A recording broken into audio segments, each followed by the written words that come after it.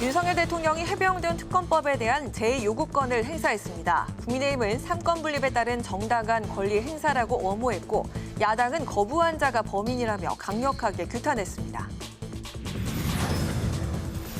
국민의힘은 민주당이 운영이야 법사위를 독식하려 한다며 입법 독재라고 비판했습니다. 민주당은 검찰개혁 TF 첫 회의를 열고 본격적인 검찰개혁 방안 논의를 시작했습니다. 22대 국회 초선의원 의정 연찬회가 오늘 국회에서 열렸습니다. 김진표 국회의장은 의회 민주주의의 지평을 여는 길은 협치뿐이라며 국민의 대표로 서로 타협해야 한다고 당부했습니다. 22대 총선 화제의 당선인을 만나보는 파워 인터뷰. 오늘은 보수 진영의 대표적인 험지로 꼽히는 서울 도봉갑에서 승리한 김재섭 국민의힘 당선인을 만나보겠습니다.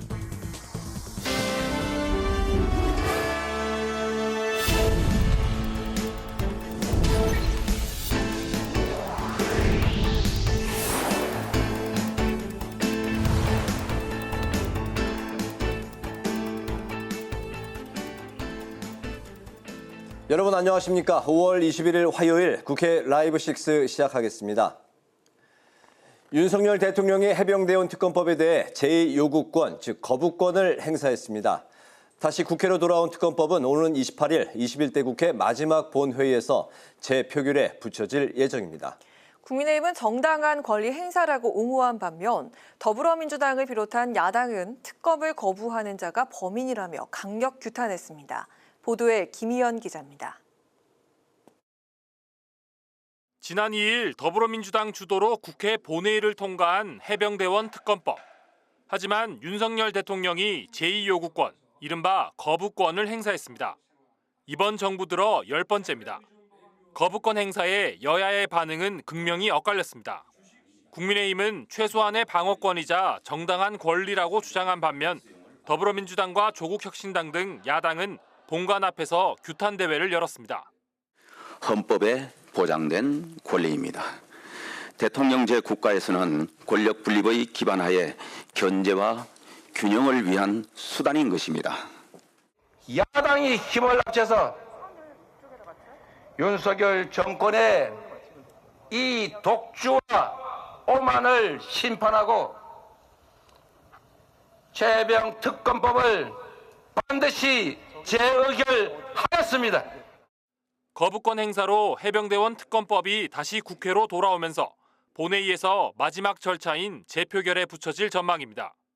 특검법이 의결되려면 재적의원 과반 출석에 출석의원 3분의 2 이상 찬성해야 합니다.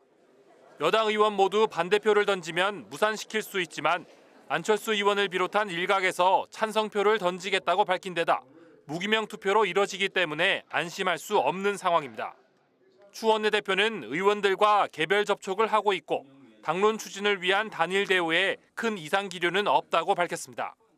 민주당은 야권 공조에 이어 여당 의원들을 설득해 가결될 수 있도록 노력하고 부결되더라도 22대 국회에서 다시 추진할 계획입니다. 국회방송 김희연입니다.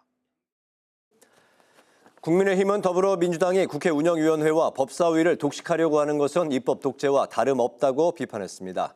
황우여 비대위원장은 야당과의 접점을 늘리며 연대와 협치를 강조했습니다. 오다힌 기자입니다. 여야 원내 지도부가 22대 국회 원구성 협상에 돌입한 가운데 국민의힘은 민주당의 주요 상임위 독식에 견제에 나섰습니다. 추경호 원내대표는 원내대책회의에서 민주당이 법사위와 운영위 모두를 가져가겠다고 하는 것은 입법 독재를 하겠다는 발상이라고 비판했습니다. 역대 원 구성은 여야 간 견제와 균형을 이뤄왔던 것이 국회의 전례이고 역사적 사실이라며 원내 1당이 국회의장을, 2당이 법사위원장을 맡아왔다고 강조했습니다.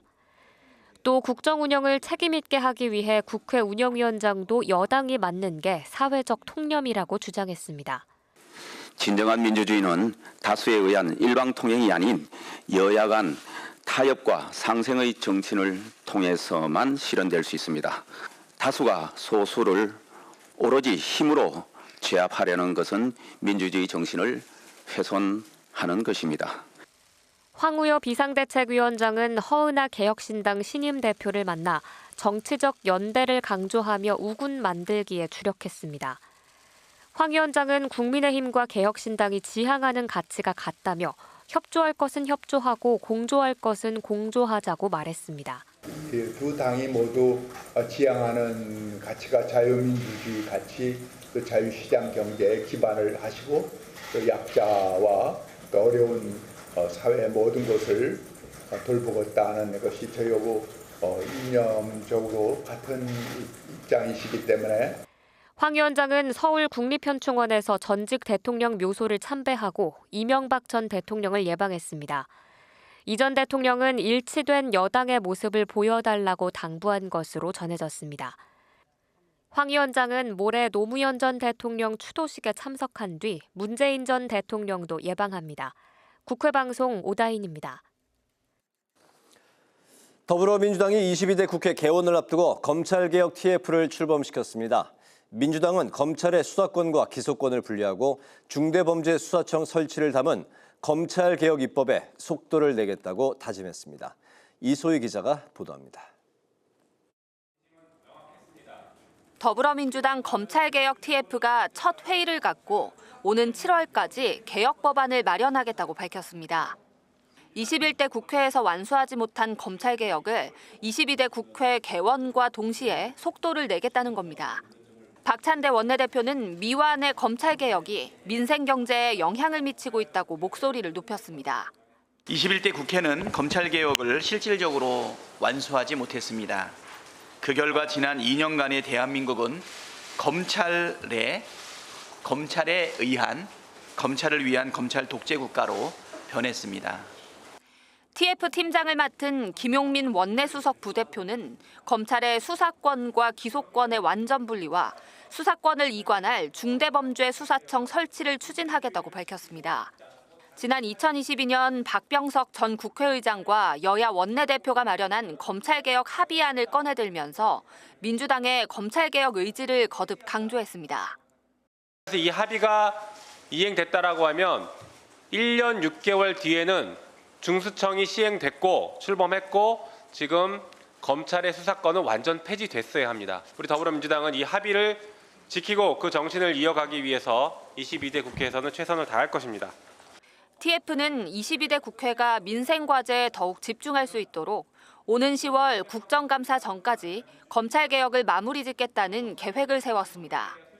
앞으로 민주당과 조국혁신당이 각각 발의한 법안을 통합 조정하고 법사위와 본회의 문턱을 넘는 과정은 필요할 것이라고 전망했습니다. 한편 이재명 대표는 허은하 개혁신당 신임 당대표를 만났습니다. 양당 대표는 국민 눈높이에 맞게 협치하자는 공감대를 이뤘으며 개혁신당의 상임위 배정에 대해서도 민주당의 협조를 약속한 것으로 알려졌습니다. 국회방송 이소희입니다. 국회 사무처가 22대 국회 입성하게 된 131명의 초선 의원들을 대상으로 의정 연찬회를 개최했습니다. 김진표 국회의장은 국회가 협치를 통해 국민들의 신뢰를 회복해야 한다고 강조했습니다. 김지수 기자입니다. 초선 당선인 131명이 한자리에 모인 제22대 국회 초선의원 의정연찬회. 초선 의원들의 활발한 의정활동을 지원하고 친교의 장을 마련하기 위해 국회 사무처가 개최한 자리입니다. 이 자리에서 당선인들은 22대 국회에 임하는 결의를 다지며 최선을 다하겠다고 밝혔습니다. 그리고 22대 국회는 우리 총선 민의를 받아들여서 정말 개혁국회, 민생국회가 돼야 된다고 생각하고요. 저도 최선을 다해서 노력하겠습니다. 여야가 계속 갈등 상태이고 정부와 국회가 계속 교착 상태인 만큼 초선으로서 그리고 젊은 정치인으로서 여야 간의 원만한 협의와 원만한 타협이 이루어질 수 있도록 저 역시도 적극 노력하겠습니다. 강연에 나선 김진표 국회의장은 새롭게 시작되는 국회에서 국민의 신뢰를 받는 국회를 만들어야 한다고 촉구했습니다. 이와 함께 국회의원은 정당의 대표가 아니라 국민의 대표임을 명심해야 한다며 국회의원으로서의 책무도 강조했습니다. 여러분 한 분 한 분이 절대 정당의 당원으로 선출된 게 아니라 헌법기관으로 선출됐다. 여러분도 그 권위와 책임에 맞게 행동하셔야 합니다. 백재현 국회 사무총장도 131명의 당선인들에게 축하 인사를 건네며 의원들의 의정 활동을 지원하는 데 집중하겠다고 밝혔습니다. 국회 사무처를 비롯한 입법 지원 조직 역시 국민의 기대에 부응하고 의원님들의 의정 활동을 효율적으로 지원할 수 있도록 최선의 노력을 다하겠습니다. 초선 의원들은 오후에는 본회의장으로 이동해 전자투표를 직접 시연하며 본회의 운영 시스템을 체험했습니다. 국회방송 김지수입니다.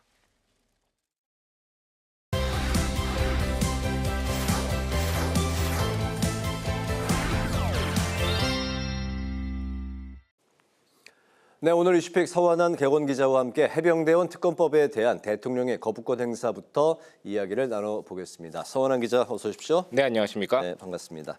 오늘 예상대로 윤석열 대통령이 이제 거부권을 행사를 했네요. 그러니까 내일까지 거부권을 행사할 수 있었던 상황인데 오늘 행사할 거다 이런 이제 가능성이 점쳐졌었던 상황이었죠? 네, 그렇습니다. 이 국무회의 일정이 오늘이었거든요. 이 오늘 오전 정부 서울청사에서 이 한덕수 국무총리 주재로 열린 국무회의에서 이 해병대원 특검법에 대한 제2요구안이 심의 의결이 됐습니다. 그리고 역시 예상대로 윤석열 대통령은 오늘 오후 이 제2요구권 거부권을 제거했습니다. 이제 특검법은 국회로 돌아와서 이 재의결 절차를 밟게 됐습니다. 이 정부와 여당에 반대하는 입장을 정리하면요. 헌법 위배 소지가 있다라는 겁니다. 이 특별검사를 후보 추천하는 것을 야당에게만 독점적으로 부여하는 것은 대통령의 인사권을 침해하고 또 이 헌법상의 상권 분립을 침해하는 데 해당이 되고요. 경찰과 공수처에서 현재 수사 중인 사안에 대해서 검찰의 추가 수사가 개시되기도 전에 이 특별검사를 도입하는 것은 특별검사 제도를 도입할 때 있어서 보충성과 이 예외성의 원칙에 어긋난다는 겁니다.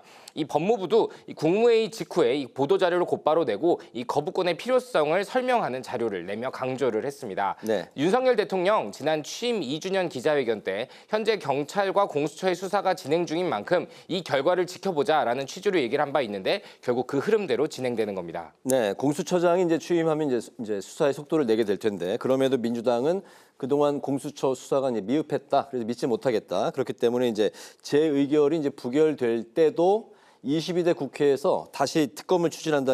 이런 계획이에요? 네, 그렇습니다. 이 새로운 수장 취임을 앞둔 공수처의 수사도 빠르게 진행이 되고 있습니다. 오늘 이 김기한 해병대 사령관을 이 피의자 신분으로 불러서 조사를 했는데 이번이 재소환입니다. 두 번째 소환인데 동시에 각을 세우고 있는 이 박정훈 전 해병대 수사단장도 참고인 신분으로 불러 조사를 했습니다. 언론에서는 대질 신문을 했을 가능성도 거론이 되는데요. 네. 이 김기한 사령관 지난해 8월이죠. 이 해병대 수사단이 경북경찰청의 해병대원 사건 이 수사 결과를 이첩하지 못하도록 압력을 행사했다라는 직권남용 혐의를 받고 있습니다. 현재 이 해병대원 사건 수사는 크게 두 방향으로 정리가 가능합니다. 먼저 이 해병대원의 사망 사건의 과실 여부를 확인하는 과정과 또 해병대원 사건 처리를 하는 과정에서 대통령실의 외압이 있었는지 그 의혹 여부를 확인하는 겁니다. 공수처는 물론 경찰의 수사도 속도를 내고 있지만 민주당은 이와 별개로 특검이 필요하다는 입장입니다. 이 민주당은 제2결의 부결을 막기 위해서 국민의힘 의원들의 이탈표를 유도하고 그럼에도 만일 28일 이 본회의에서 부결이 된다면 22대 국회가 개헌하는 즉시 이 민주당의 1호 법안으로 해병대원 특검법을 다시 추진하겠다는 그런 계획입니다. 이 야당의 공세가 계속될 것으로 보이는 대목인데요. 이 조국혁신당은 심지어 한 발 더 나아가 이 탄핵까지 거론을 하고 있습니다.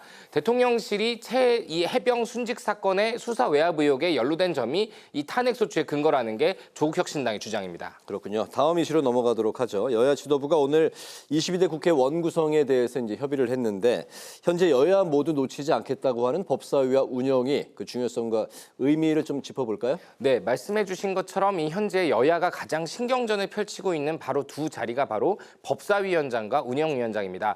법사위원장의 중요성은 많이 알고 계실 텐데요. 이 법안의 체계, 자구권으로 상임위 단계의 최종 수문장 역할을 하기 때문에 우리나라에서는 상원으로 불리는 그런 자리가 바로 법사위원장 자리고요. 네. 또 대통령실을 피감기관으로 둘 수 있는 곳이 바로 이 운영위원장 자리입니다. 이 두 자리가 경쟁이 현재 치열한 상황인데요. 이 국민의힘 추경호 원내대표 운영위원장과 이 법제사법위원장을 독식하겠다는 것은 민주당이 입법 독재를 하겠다는 것이라면서 오늘도 강공 모드를 펼쳤습니다. 이 관례처럼 정부 여당이 맡았던 이 운영위원장도 맡고 또 원내 2당인 만큼 법제사법위원장도 국민의힘이 맡겠다 이런 입장입니다. 하지만 민주당은 국민의힘이 양보를 하지 않으면 전체 상임위 표결로 위원장을 선출하겠다고 이 으름장을 놓은 상황입니다. 특히 운영위도 장악을 해서 대통령실에 대한 견제도 강도 높게 추진하겠다는 게 이 민주당의 계획입니다. 만일 표결까지 가게 된다면 이 야당의 의석수가 압도적으로 많은 만큼 이 모든 상임위를 야당이 독식할 가능성도 거론이 되거든요. 네. 민주당은 대신에 이 18개의 상임위원장을 의석수의 비율에 맞춰서 민주당이 11석, 국민의힘이 7석을 가져서 나누어 잡는 방안을 이 국민의힘에 제안을 할 것으로 알려졌는데요. 이 오늘 오후 국민의힘의 추경호, 더불어민주당 박찬호 원내대표가 이 국민의힘 배준영, 민주당 박성준 원내수석 부대표와 함께 만남을 갖고 이 같은 내용을 토대로 구성 조율을 논의를 했다고 합니다. 하지만 이 양쪽 모두 양보하겠다는 분위기가 아니기 때문에 쉽게 합의점을 찾지 못할 것이라는 관측이 벌써부터 나오고 있습니다. 그렇군요. 그렇다면 언제쯤 원 구성이 이제 마무리가 될지가 이제 궁금한데 21대 국회가 이제 오는 5월 29일에 끝나지 않습니까? 6월 초쯤이면 원 구성이 완료될까요? 네, 좀 어려울 것 같습니다. 22대 국회 전반기 일단 국회의장 후보로 선출된 이 우원식 민주당 의원은 이 상임위원장 배분 등 원 구성을 6월 중에 마무리하겠다 이렇게 계획을 밝혔거든요. 네. 일단 제1당인 민주당은 6월 초까지 협상을 마무리하겠다면서 속도전을 예고한 것은 맞습니다.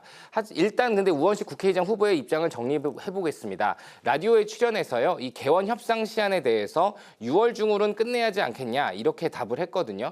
일단 국회법에 정한 절차가 있죠. 그런 절차대로 국회를 빠른 속도로 개원하도록 하는 게 이 국회의장의 할 일이다 이렇게 밝혔습니다. 국회의장 선출을 위한 첫 본회의 6월 5일 날 열립니다. 그리고 이 국회법에는요, 이 선출 이후 이틀 뒤인 7일까지 원구성을 하도록 정해져 있습니다. 하지만 이 국회법상의 시한은 강행 규정이 아니기 때문에 지킬 의무는 없습니다.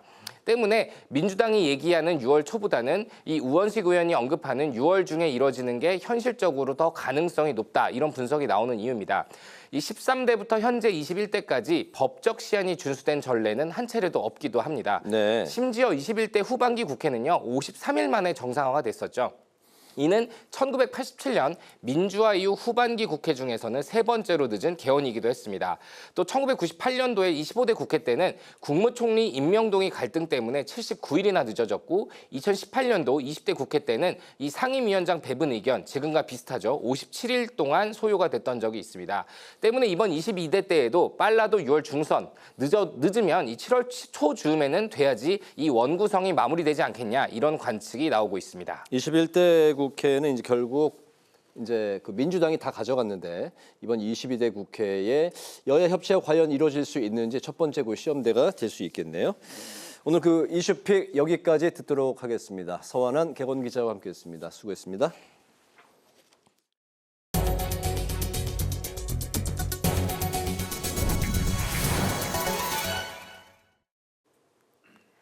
국회 법제사법위원회가 오늘 오동훈 고위공직자 범죄수사처장 후보자에 대한 인사청문 경과 보고서를 여야 합의로 채택했습니다. 국민의힘은 오 후보가 공수처장으로 큰 문제가 없다며 적격으로 판단했습니다. 반면 더불어민주당은 가족 채용 의혹과 탈세 논란에 대해선 부적격 의견을 밝혔지만 대통령뿐 아니라 누구든지 성역 없이 수사하겠다는 후보자의 소신을 존중해 수용했다고 밝혔습니다. 국민의힘은 에브라임 라이시 이란 대통령이 헬기 추락 사고로 사망한 것에 대해서 애도의 뜻을 전했습니다. 추경호 원내대표는 오늘 원내대책회의에서 라이시 대통령과 외무장관을 포함한 탑승자들이 유명을 달리한 것에 깊은 위로와 애도를 표한다며 이란 국민들이 단합해 아픔을 극복해 나가길 바란다고 말했습니다.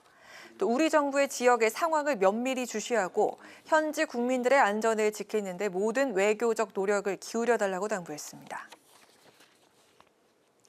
더불어민주당이 정부의 R&D 예비 타당성 조사 폐지 방침에 대해 추경으로 시급한 예산부터 복원하라고 주장했습니다. 진성준 정책위 의장은 오늘 원내대책회의에서 정부가 R&D 예산 삭감과 확대를 반복한 데 이어 예비 타당성 조사를 폐지하겠다며 계획 없이 널뛰기 대응을 하고 있다고 비판했습니다. 또 규제를 손보는 게 필요할 수도 있지만 예타를 폐지하면 과학기술부가 아닌 기획재정부가 R&D 예산 편성 권한을 가져가 예타의 순기능과 선정 과정의 공정성이 훼손될 수 있다고 우려했습니다.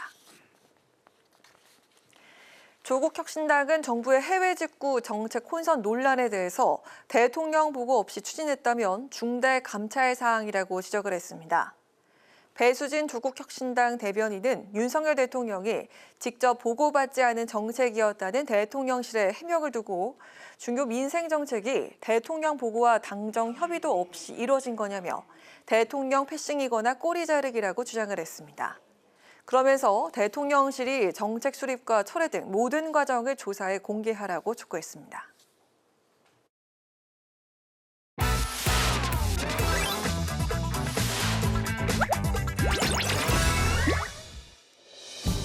(5월 21일) 강아랑이 전해주는 정치권의 뜨거운 말말말 강아랑의 정치랑입니다. 오늘 첫 번째 주제는 이탈표 단속입니다. 윤석열 대통령이 해병대원 특검 관련 제2요구권을 행사한 가운데 민주당은 오는 28일 본회의를 열고 재표결에 나서겠다는 방침입니다. 이에 여권이 해병대원 특검법을 부결시키기 위한 내부 이탈표 단속에 나섰습니다. 국회로 돌아오는 특검법은 재적의원 과반 출석에 출석의원 3분의 2 이상 찬성 요건을 채우지 못하면 폐기됩니다. 재적의원 295명이 전원 출석할 경우 197명이 찬성해야 통과되는 구조인데 특검법에 찬성하는 야권 의석을 모두 더하면 180석으로 만약 국민의힘에서 17명의 이탈표가 나올 경우 거부권이 무력화가 되는 겁니다. 공개적으로 나온 분은 아마 김웅 의원이랑 또 안철수 의원이 의사를 좀 다시 번복해서 표시한 정도. 그 외에는 뭐 지금 제가 알기로는 없는 걸로 알고 특검법의 추진 과정에서의 문제점 이 문제 때문에 제가 지금 알고 있는 것으로는 현재 이탈표는 그 외에 뭐 더 나오지는 않을 것으로 생각합니다. 공개적으로 찬성표를 던지겠다고 앞서 밝혔던 안철수, 김웅 의원 등은 대통령이 거부권 행사 수순에 들어간 가운데 여전히 소신 투표의 뜻을 굽히지 않고 있습니다. 최상병 특검 찬성 입장에는 변화가 없습니다. 선진국일수록 국가를 위해서 목숨 바친 분에 대해서는 진상 밝히고 정말 합당한 국가가 할 수 있는 최고의 예우를 해드리는 게 국가의 의무죠. 보수의 가장 핵심적인 가치가 또 그곳에 있다고 생각합니다. 국민의힘 추경호 원내대표는 단일 대우의 큰 이상 기류는 발견되지 않고 있다고 강조했고 성일종 국민의힘 사무총장 역시 오히려 야당에서 이탈표가 발생할 수 있다면서 특검법 폐기에 자신감을 보였습니다. 계속하시면서 특검법 찬성 입장 밝혔던 의원님들 개별적으로 만나시거나 이렇게 진행하신 게 있으신가요? 뭐 여러 형태로 모든 의원님들과 현재 대화 소통하고 있고 또 앞으로도 계속 해나갈 예정이다. 우리 야당 의원들께서도 이 부분에 대해서는 충분히 이해하시는 분이 꽤 있을 거라고 보고 있습니다. 그 내부에서 문제가 있어가지고 이게 제때 이관 중지가 떨어지지 않았기 때문에 이 문제인 거지 사고 원인에 대해서는 국민 누구도 이게 수색 과정에서 무리가 있었구나 하는 것은 다 알고 계신 겁니다. 이탈표가 17명에 못 미친다고 보고 있긴 하지만 만약 이탈표의 범위가 클 경우 당이나 대통령의 정치력과 리더십엔 적잖은 타격을 입힐 수도 있는 만큼 과연 몇 표의 이탈표가 나올지 그 수치에 관심이 모아지고 있습니다. 자, 두 번째 주제는 당원권 확대입니다. 우원식 의원이 추미애 당선자를 꺾고 22대 국회 전반기 국회의장 후보로 선출된 뒤 당원들의 반발로 분위기가 어수선한 가운데 당원권 확대란 키워드가 민주당의 최대 화두로 떠올랐습니다. 자신들의 자존감이 외면당했다고 추미애 탈락에 감정이입이 된 것입니다. 그런 당원과 지지자들이 80% 이상 된다고 저는 추측합니다. 당원과 지지자 80%의 이런 상실감과 배신감을 치유해야 합니다. 당원의 권한을 더 확장하고 그것을 제도화해야 합니다. 왜 민주당은 당원 중심 정당을 표방하면서 의사결정을 할 때는 엘리트주의, 국회의원들이 당원을 무시하고 의사결정을 하느냐 이런 것들이 차곡차곡 쌓여서 터진 그런 사안이라고 보고요. 김민석 민주당 의원은 현역 의원이 투표하는 국회의장 후보 경선 등에서 권리당원의 뜻을 10% 반영해야 한다고 주장했고 장경태 의원 역시 구체적인 퍼센테이지를 제시하면서 국회의장 선거에 당원 몫을 반영해야 한다는 주장을 펼쳤습니다. 총장 선출에도 대학생이 총장하겠다는 건 없잖아요. 피선거권은 교수들에게 한정하더라도 선거권은 학생들에게 개방을 하듯 저는 원내대표 선거, 국회의장 선거 또한 당원들의 비율을 저는 최소 20% 정도는 할 수 있는 거 아니냐라는 생각을 갖고 있습니다. 일단 실제로 민주당은 지난 2022년 8월 당대표 취임 이후부터 지지 당원들의 권리를 강화하기 위해서 계속 노력해왔습니다. 이재명 지도부는 지난해 12월 당헌 개정을 통해서 당대표와 최고위원을 뽑는 전당대회에서 대의원과 권리당원 간 표 비중을 기존 60대 1에서 20대 1 미만으로 줄인 바가 있습니다. 대의원 한 표가 권리당원 60표 정도 됐다면 20표 이하로 한다라고 저희가 이제 규정을 개정을 했습니다. 근데 그 연장선상에서 당원이 그 정당의 핵심 주체로 자리 잡아가는 그런 과정으로 봐주시면 될 것 같습니다. 알겠습니다. 현재 2026년 지방선거를 앞두고 시도당 위원장 선출 시 권리당원의 비중을 높이는 등 당원권 강화를 위한 실무 작업에 착수한 것으로 전해지고 있습니다. 어제 비공개 최고위원 회의에서 당원권 강화 방안이 논의 테이블에 올랐고 내일 예정된 당선인 워크숍에서도 관련 논의를 이어갈 전망입니다.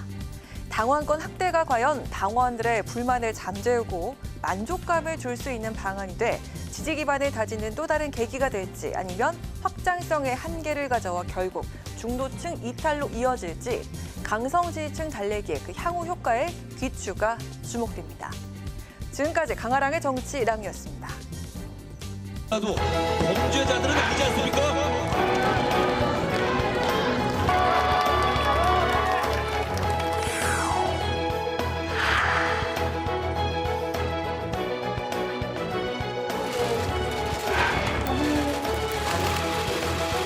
최선의 노력을 다하겠습니다.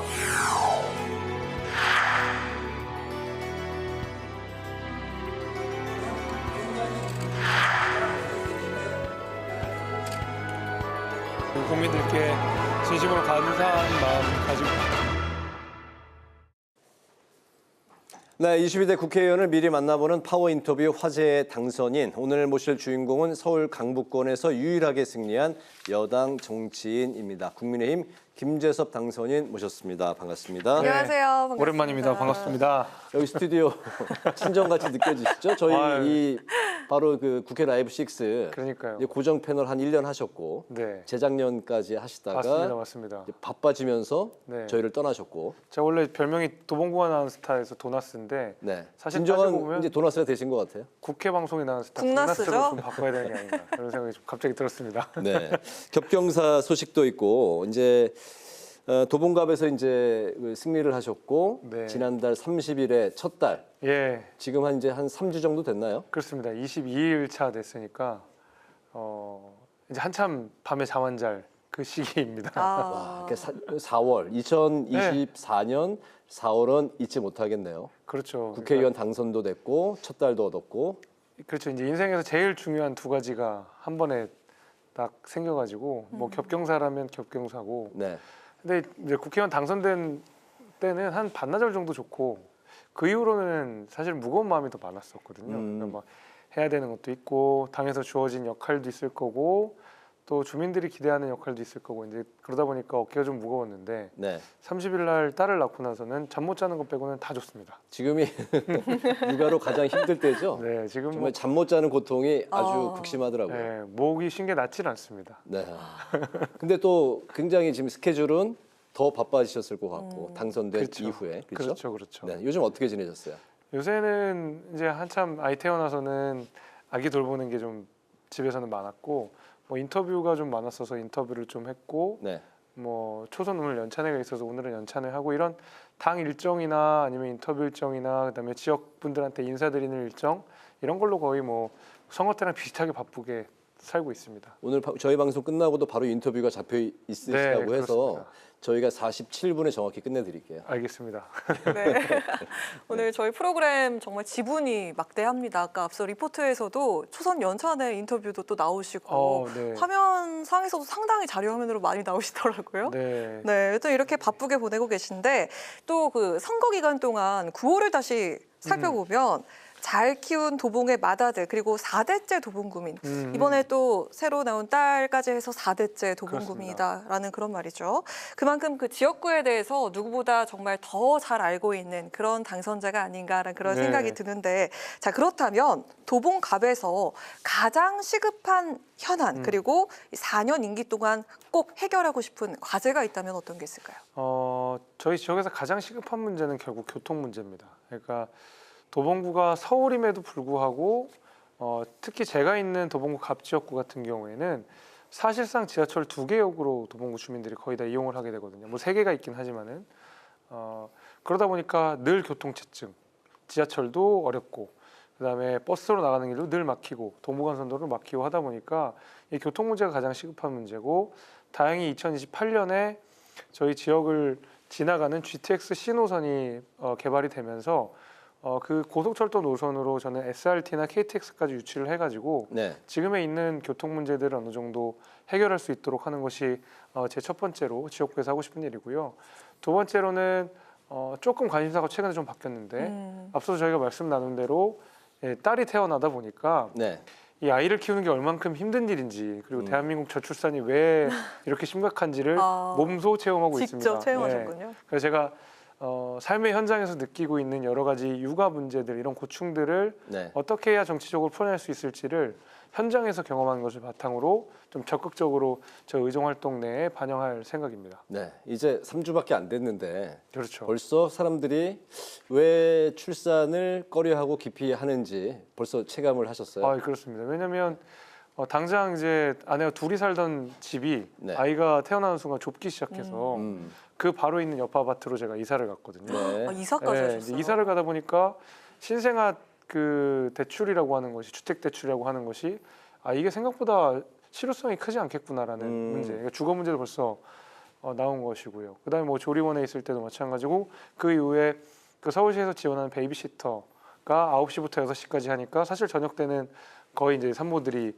무방비로 육아에 노출되는 그런 상황들이 좀 발생하게 되고 기저귀 값은 또 왜 이렇게 비싼지 이런 여러 가지 이 생활의 문제들을 몸소 체험하고 있습니다. 네, 기저귀는 앞으로 이제 정부가 이제 무상으로 제공하는 정책으로 바뀔 수가 있을까요? 네, 그 이제 정치 이야기로 좀 이제 들어가 보면 당선 직후에 당선자, 낙선자 토론회가 이제 국민의힘 자체적으로 이제 열렸었는데 그 자리에서 이제 그 당선인께서 하셨던 발언이 화제가 됐습니다. 대선 특필이 됐습니다. 당이하라는 것과 반대로 했더니 당선이 됐다. 굉장히 그 당내에서 또 그 비판도 많이 욕을 뭐 엄청나게 먹었습니다. 평생 받을 욕을 뭐 많이 받으셨을 것 같습니다.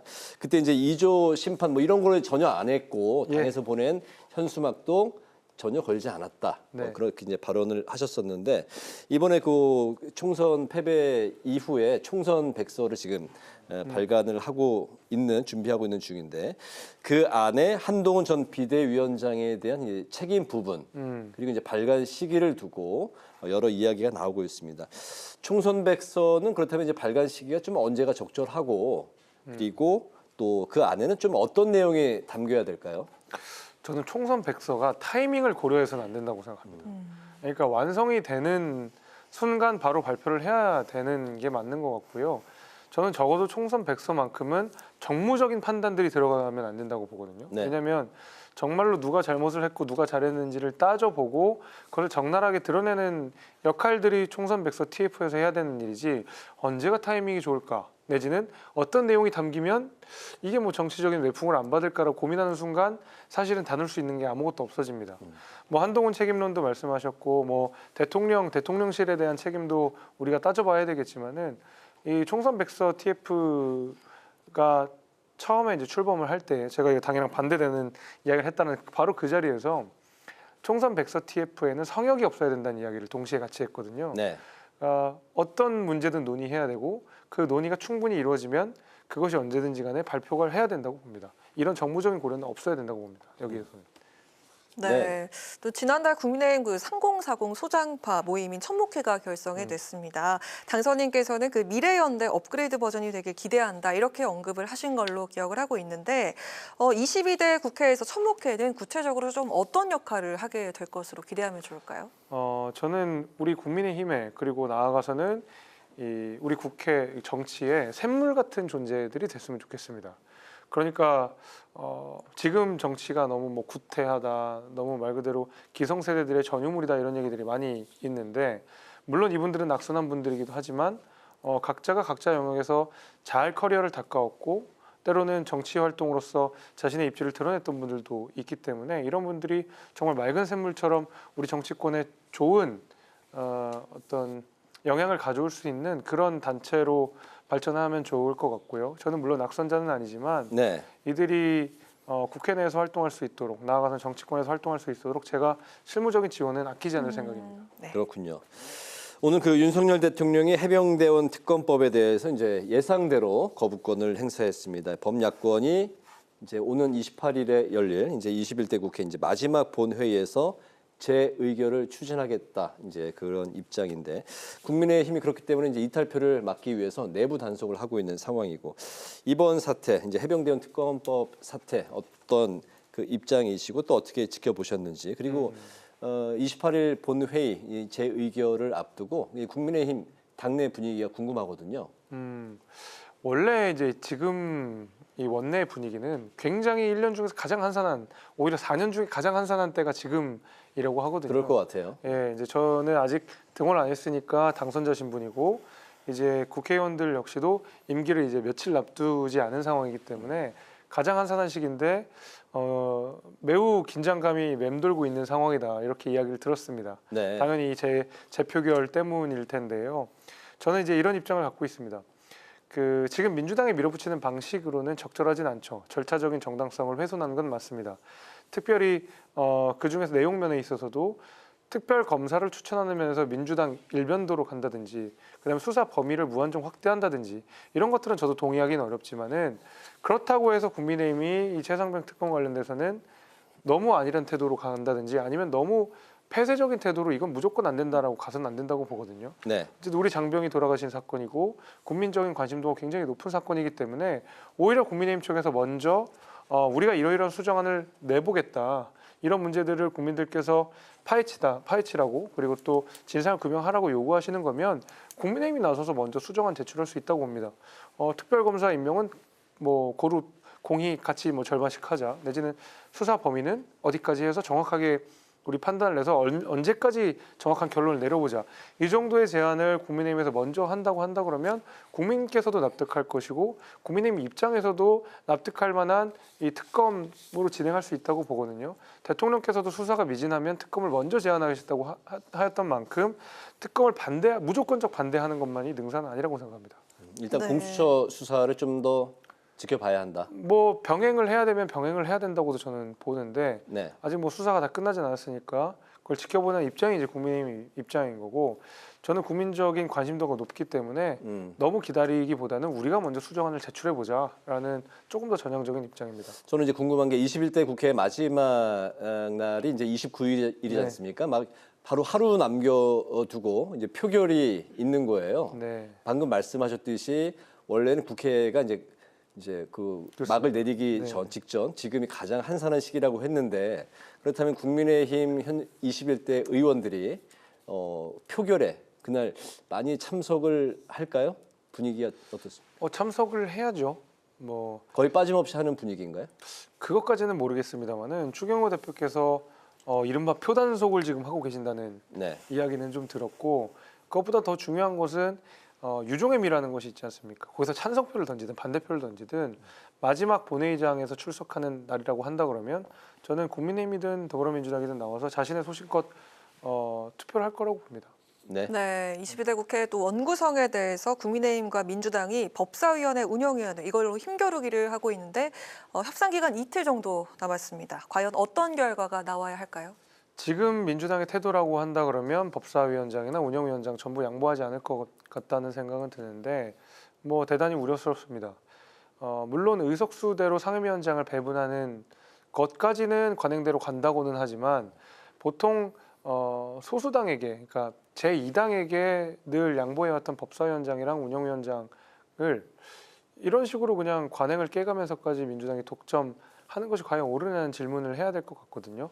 어차피 지금 국회의장이 더불어민주당 소속의 우원식 의원이 될 가능성이 대단히 높습니다. 사실상 된다고 봐야 될 텐데. 네. 그러면 법사위원장도 민주당, 그 다음에 집권상정의 권한을 갖고 있는 국회의장까지도 더불어민주당 소속인다 그러면 사실은 여당은 소수 여당은 거의 국회 내에서 뭔가 협상이라든지 아니면 브레이크를 걸 만한 제도적인 장치가 하나도 없게 됩니다.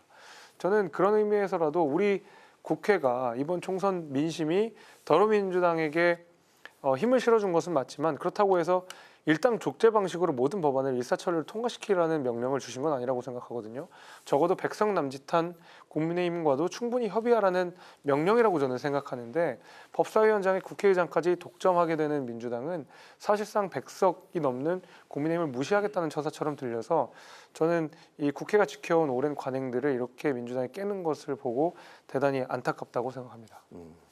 근데 둘 다 가져가지 않으면 그 박찬대 민주당 원내대표의 자리도 좀 위태로울 수 있다. 이런 그 민주당 안의 분위기가 좀 그런 이야기도 나오고 있거든요. 결코 물러서지 않을 것 같은데 그 국민의힘은 그렇다면은 뭐 어떤 대책 같은 건 있나요? 실제로 그쪽에서 양보하지 않으면 대책을 할 게 없습니다. 그냥 국민께 호소하는 방식 말고는 아무것도 지금 할 수 있는 방식은 없는데 제가 우려되는 것은 이런 것이죠. 박찬대 대표가 우려하는 것은 결국에는 개딸이라고 불리는 강성 당원들에 의해서 공격받을 것을 두려워하시는 거인 것 같거든요. 마찬가지로 우원식 의원도 마찬가지인 것 같고요. 그러나 더불어민주당 내의 문제라고 한다 그러면 당대표든지 그것이 뭐 원내대표든지 그거는 민주당 마음대로 해도 됩니다. 그렇지만은 국회의장도 그렇고요. 상임위원장 같은 경우에는 민주당의 전유물이 절대 아니거든요.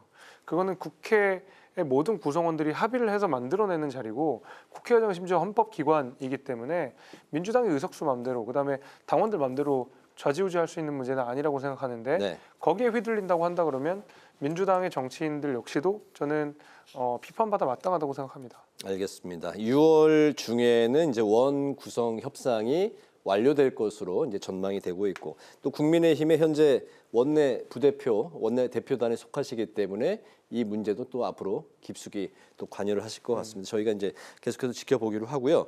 문재인 전 대통령의 이제 회고록을 두고 또 여야 간에 이제 공방이 최근에 이제 뜨거워졌습니다. 바로 이제 그 김정숙 여사의 타지말 방문을 두고인데 민주당이 영부인의 공식 외교를 두고 문제를 삼는 건 김건희 여사 방탄을 위한 물타기다 이렇게 이제 비판을 하고 있고 국민의힘은 세금이 투입된 단독 외유다 이렇게 이제 맞서고 있는 상황인데요. 이번 일은 어떻게 바라보고 계실까요? 당연히 김정숙 여사의 이 뭐 외유라고 부르든 어쨌든 뭐 출장이라고 부르든 몰라 부든지 간에 문제가 있는 것은 사실이고요.